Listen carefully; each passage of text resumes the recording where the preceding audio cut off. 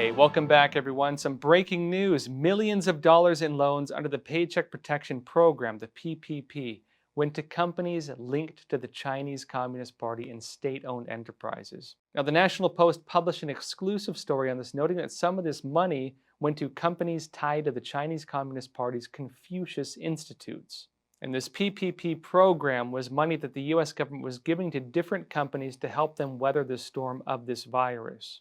And this highlights a few different things. One, it highlights the issue of the Chinese Communist Party's Confucius Institutes. The Chinese Communist Party is trying to rebrand them because they're under so much pressure right now. But these are basically institutions that the Chinese regime pays different universities in the United States and around the world to host. These are Chinese culture and language programs on the surface, but the culture they are promoting is that of the Chinese Communist Party, not of traditional Chinese culture. And this is a serious issue not just in the US, but in other parts of the world. In Sweden, for example, they've pushed out their last Confucius Institute. In Canada, for example, they were actually one of the first countries to begin pushing back against this because it's a national security threat. In the US, they've just kind of begun seeing the threat of this, and different measures are being taken to start pushing them out as well. But this is the Chinese regime giving money to American universities, and also the CCP using this institution not just at the university level, but even in other forms of schooling in the US. And what's the problem of this? Well, the CCP is using this to basically educate people on the CCP's narrative of China.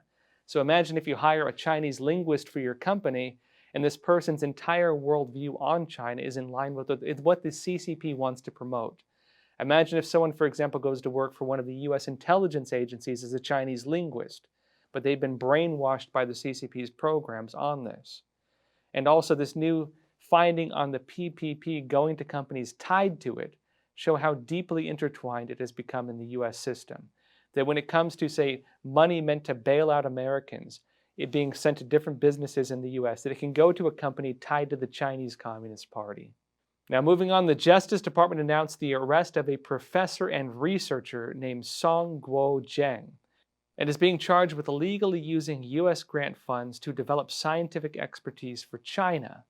And interestingly, similar to Dr. Charles Lieber, this former Harvard chemistry professor who was also facing charges like this, Zheng was allegedly tied to the CCP's Thousand Talents program. Assistant Attorney General for National Security John Demers said this in a statement, quote, "Yet again we are faced with a professor at a US university who is a member of a Chinese talent plan, allegedly and deliberately failing to disclose his relationship with the Chinese university and receipt of funds from the Chinese government in order to obtain millions of dollars in US grant money designated to benefit the health and well-being of the people of the United States, not to be hijacked to supplement the research goals of the Chinese Communist Party." Now, as a bit of background on this, the United States right now is going after the Chinese Communist Party's different forms of subversion in the United States. One of the big focuses of this is rooting out the CCP's, say, influence that they've gotten in different forms of research institutions, universities, and think tanks in the United States. The Chinese Communist Party has programs like this Thousand Talents program, and other ones as well, like the Torch program, the 973 program, and the 211 program. Very similar in operations. And basically, here's what they are. They're programs the CCP sets up to, say, give money, paying off different officials, different researchers, different academics in the United States to have them benefit the CCP. And they will give that money through different ways, such as something as benign as paying them for, say, writing papers to read at Chinese conferences, to something as insidious as paying them regularly to siphon research out of the United States and give it to China. Now, the FBI and the United States, say, Department of Education are going after this very heavily right now. And I guarantee what we're seeing right now is just the tip of the iceberg when it comes to them rooting out these problems. Also, the United States has placed sanctions on several Chinese officials, including a member of the Politburo Standing Committee who was also a top official in Xinjiang, where the Muslim Uyghurs in China who are being persecuted are. This individual's name is Chen Qianguo, and he's being accused of committing, quote, gross violations of human rights in Xinjiang. Now, under these sanctions, the Chinese officials will face visa restrictions, and any assets they own in the United States will now be blocked. Secretary of State Mike Pompeo said in a statement, quote, The United States will not stand idly by as the CCP carries out human rights abuses targeting Uyghurs, ethnic Kazakhs, and members of other minority groups in Xinjiang, to include forced labor, arbitrary mass detention, and forced population control, and attempts to erase their culture and Muslim faith. So what are we seeing here?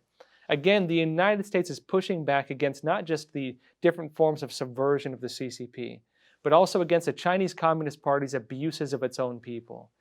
Part of this right now is what they're doing in Xinjiang, and this is a big part of this as well. The United States is demonstrating that those in the Chinese Communist Party who have violated human rights, who carry out the CCP's abuses, can themselves be held accountable for their actions. In other words, not just against the CCP, but against the officials who have carried out the orders. And they're not just doing this in Xinjiang, they're also doing this in Hong Kong, where different officials of the CCP who have, say, made these new national security laws can also face charges for what they've done in different ways, maybe sanctions. Meanwhile, in Shanghai, where torrential rains are continuing and floods that are sweeping across southern China, a water leak in the Shanghai Tower is now raising concerns over the quality of its construction. This is one of the largest buildings in China. Now, water was leaking from the building's 60th floor straight through to its 9th floor. The building official in charge claimed it was caused by an equipment failure, and Chinese netizens are now calling it a, quote, super garbage project.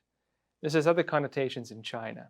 Now, in China, shoddy construction and what people call tofu buildings is an ongoing concern. You might see some of these videos online, for example, of different Chinese citizens, say, using their thumb sometimes to sweep away like bricks, to showing that the construction in some of these large buildings the CCP is building are so flimsy that you can break it between your fingers. They call them tofu buildings. This is often a sign of corruption, where construction funds have been embezzled by local officials. And it's also raising concerns across China that now that they're having these severe floods in 26 provinces and cities, even including in Shanghai now, which is one of the main technological hubs of China, what is the integrity of the construction? What does it mean if floodwaters begin eroding the lower parts of these buildings?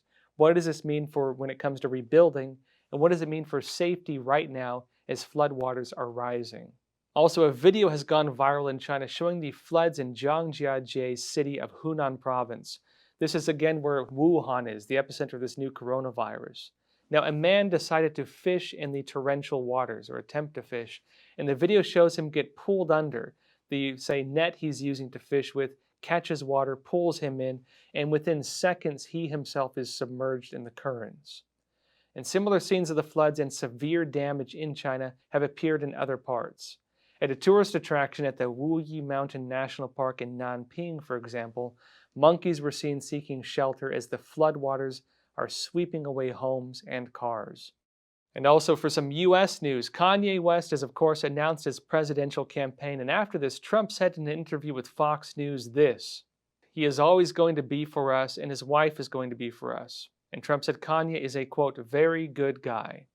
Now, when Kanye announced his presidential run under the new political party he's calling the Birthday Party, he stated he asked Trump and Biden to drop out of the race. And now for the broader stories for today. First up, Secretary of State Mike Pompeo issued a statement condemning the Chinese Communist Party's 709 crackdown. And this is a crackdown targeting defense lawyers and human rights defenders. Pompeo said in a press release, quote, "The 709 crackdown, named for the date it began on July 9, 2015, was designed to intimidate a generation of lawyers and activists from representing and assisting anyone the Chinese Communist Party, the CCP, perceives as a threat to its absolute power. It showed the world what it means to govern via rule by law, rather than the system based on the rule of law." Pompeo notes the Chinese Communist Party has continued these abuses. Just recently on July 9th, the CCP, quote, launched a nationwide offensive targeting hundreds of defense lawyers and human rights defenders for detention, interrogation, and politically motivated criminal charges. He adds that, quote, "The United States urges the PRC, the People's Republic of China, to honor its international human rights obligations and commitments and domestic legal guarantees protecting human rights and fundamental freedoms in China." Now, the important part about this is the broader context. This follows U.S. sanctions on Chinese Communist Party officials who are involved in the repressions in Hong Kong, human rights abuses against Muslim Uyghurs, and restrictions on entry to Tibet. The United States is going after different Chinese Communist Party officials and is calling out the Chinese Communist Party for its human rights abuses.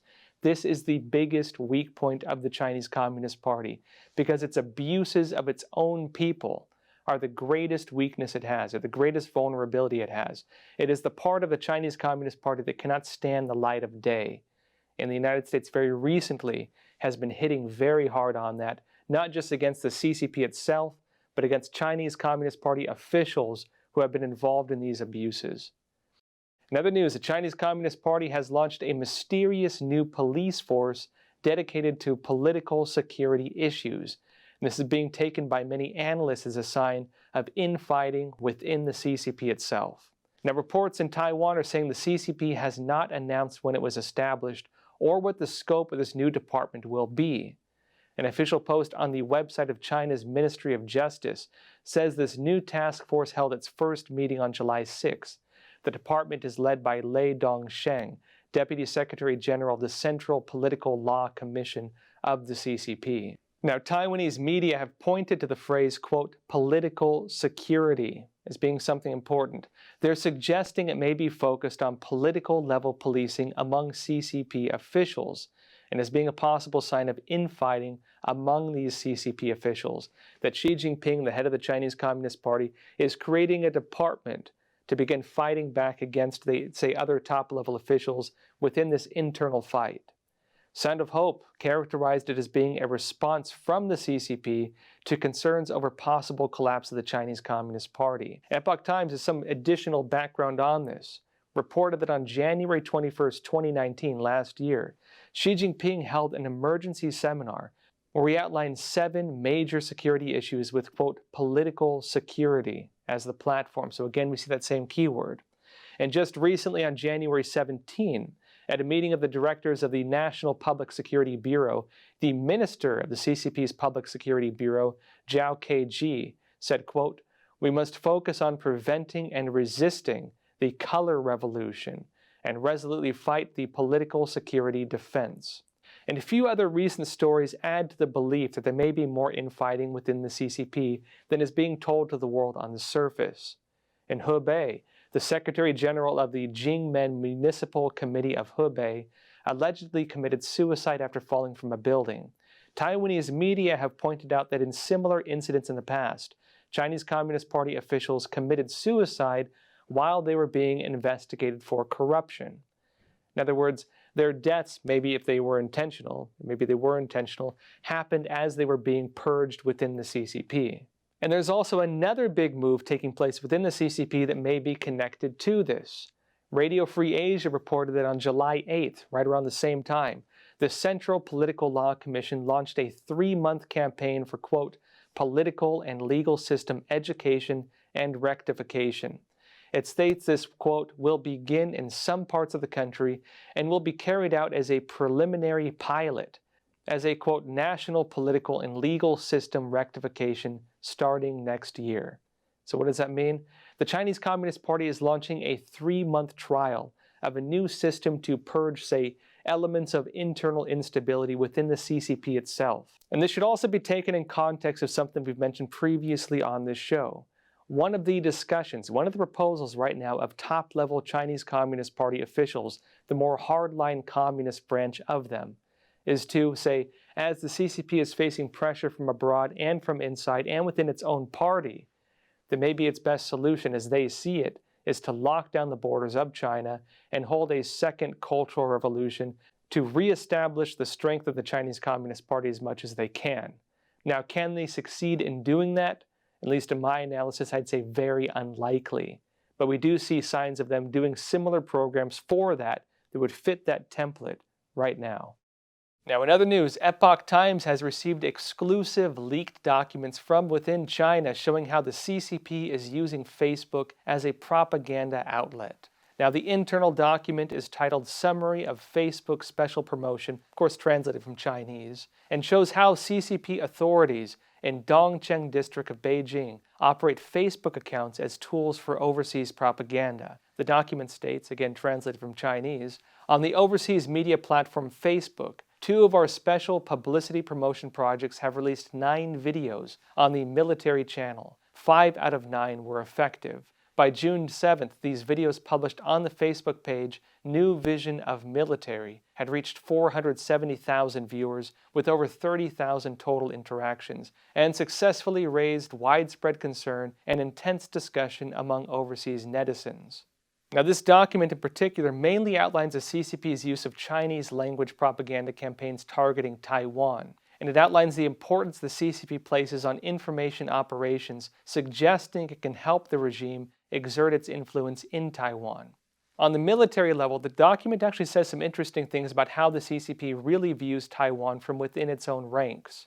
It says the Chinese military would not really dare to take Taiwan by force, at least according to this document, and says that even if the CCP did use force, the United States would almost certainly step in to defend Taiwan. It also states that younger generations in Taiwan hold similar views to this, and that military force would not act in the CCP's favor against Taiwan. Now, of course, understand that analysis is based on this one department's view of the issue. The Chinese Communist Party's military, the People's Liberation Army, does conduct trainings for raids on Taiwan. For example, we've mentioned before, some of their military bases even have replicas of Taiwan's presidential palace. And the CCP often does make very harsh threats against Taiwan militarily. Now, this document, part of what it says the CCP is doing with Facebook is it is using information campaigns to paint the picture that the Chinese military could dominate Taiwan if they wanted to, while at the same time for their own use saying that probably would not happen. Now, it mentions this Facebook page that they're using. It's called the New Perspectives on Military, and it has videos and articles that heavily boast the CCP's claims on military power, make threats against Taiwan with military force, degrade Taiwan's push for international status, and also has content related to the Chinese Communist Party's interests in Hong Kong. And so what is the broader context of this? You might remember some of the different reports, for example, the Chinese Communist Party using Twitter to exert external influence over other countries and their political systems. Chinese Communist Party, one of its main focuses for external affairs is political warfare. And it's the use of things like Twitter, it's use of things like Facebook, it's use of things like TikTok, and some of the censorship we've seen there is based around this idea of pushing these, narratives and interests of the CCP into foreign communities. This document is especially interesting, although it's localized, and also just a few different efforts promoting, these Facebook pages in Taiwan. It does shine a light on how the CCP uses these external networks, and also gives direct examples of some of the accounts that they run. Moving on, the Chinese embassy in Kazakhstan issued a warning of an unidentified pneumonia disease in Kazakhstan, which it claimed had a higher death rate than the CCP virus, this new coronavirus. Now, the Chinese embassy claimed that the Kazakhstani health department was researching this new virus, but the claims were quickly shut down by the local health ministry, which stated this information does not correspond to reality. It suggested that the pneumonia designation was likely referring to the CCP virus. In other words, this new virus they're claiming was there is actually the CCP virus, but they were following the WHO guidelines on how to identify it. They're calling it an unidentified pneumonia when the virus is diagnosed but not confirmed through lab testing. So what's the significance of this? The Chinese Communist Party is trying to create equivalence. It's trying to say other countries have their problems too. Stop focusing on us, stop saying that we're the bad guys, and they're trying to point at other countries. This is a very common tactic for the CCP and its leadership, and it's also a very common communist tactic. You want to accuse others of what you yourself are doing, and by doing that, you create equivalence. You create, a different optic using the same thing you're being accused of, but putting it on somebody else. This is also a useful tool for disinformation for the CCP. Now, even though the Kazakhstani health ministry has debunked these claims, it said these are false claims, the Chinese Communist Party can continue using this as footnotes in additional arguments. And this is another very common tactic you see not just with them, but a lot of groups around the world. And it works like this. They can release, 1,000 different false claims. And then they can cite those false claims to make, broad, sweeping false claims. Let me give you an example of this. The Chinese Communist Party could use this as a footnote to claim that virus outbreaks had been found in other countries and that the handling of the virus and the death rate were worse than what China was facing. And they could say, oh, why aren't you criticizing them? Why aren't you going after them? And so in other words, this could be used as a footnote to make broader claims, and the CCP does this fairly often. Moving on, all schools in Hong Kong have been suspended due to an alleged spike in the CCP virus. However, in view of the exponential growth of confirmed COVID-19 local cases over the past 2 days, and the government's announcement on further tightening up of social distancing measures with effect from tomorrow, as well as parent concerns as reflected by school principals, the Education Bureau, after thorough consideration and consultation with experts, has decided that all secondary schools, primary schools, and kindergarten could advance the beginning of their summer holidays to next Monday. Now, a bit of information on this. It is possible they're seeing outbreaks in Hong Kong. There are reports of this in Beijing, for example. They've also had lockdowns in different parts of China, facing what they are saying is a second wave outbreak. Not totally clear whether the first outbreak ever fully went away, but that's what they're calling it. So it is possible this is happening there. But in terms of the situation in Hong Kong, this has other connotations. This will be used for optics by the Chinese Communist Party while it is enforcing the national security law. In other words, if the Chinese Communist Party wanted to go out and, say, stamp down dissent, they wanted to go out and arrest, say, protesters who are acting against the national security law, this new law the CCP passed lets them enforce their laws, mainland laws, in Hong Kong, effectively ending Hong Kong autonomy. They can say that they're merely enforcing virus lockdown protocols. They can forbid protests based on that. And so yes, it's possible they're having new virus outbreaks, but there's a broader political connotation to this. And this is the bigger picture of this taking place in Hong Kong right now. Also, in other news, the WHO has released revised guidelines on lockdown measures. And this is following these 239 researchers who wrote an open letter to the WHO showing, at least based on their research, that the CCP virus can linger in the air, meaning that indoor spaces may be unsafe if they don't have proper ventilation. The new guidelines were issued on July 9th by the WHO, and they recommend people avoid crowded places and enclosed spaces with poor ventilation. It noted the claims from these researchers had not been fully demonstrated, but did cite different forms of research around that. And so what's the bigger significance of this? Now, these researchers sent this letter to the WHO showing this research, basically stating that indoor spaces may be dangerous with this virus outbreak and asking the WHO to reform its guidelines based on that. This is happening right as many parts of the United States were beginning to reopen. And based on the WHO's recommendations, if different states choose to follow the WHO still, given the US has pulled out of it, they can use that information to again institute new lockdowns. Now, whether that will happen and how broadly that will happen, we'll have to see. But this is part of the national debate in the US right now, whether it is safe or not to, say, lift these different forms of lockdown. Now, coming up this Sunday, we have something special for everyone. We are releasing a new documentary called When the Plague Arrives. It's going to be broadcasting on YouTube July 12th, Sunday, 8 p.m. on the Crossroads channel, so be sure to tune in. Now, our Patreon supporters got an early preview of this, so many of you maybe watched it for our supporters. But for everyone else, we're making this public now. It's going to be for everyone. And I played some role in putting this together, not a heavy role, but I think you'll all like it a lot. Now, we'll show a trailer of it now.